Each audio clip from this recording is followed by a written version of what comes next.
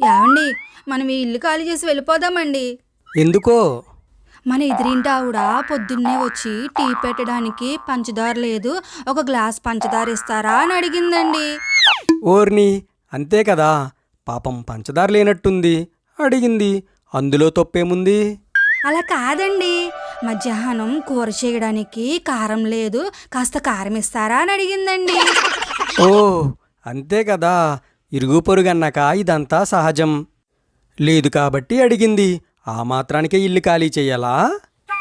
అబ్బా అలా కాదండి, ఇందాకొచ్చి మా ఆయన క్యాంపు వెళ్ళారు, ఒకదాన్ని పడుకోవాలంటే భయమేస్తుంది, కాస్త మీ ఆయన తోడు పంపిస్తారా అని అడిగిందండి. ఓ, అవునా.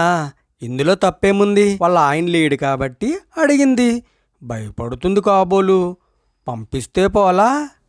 తప్పు లేదా? తప్పేమీ లేదా?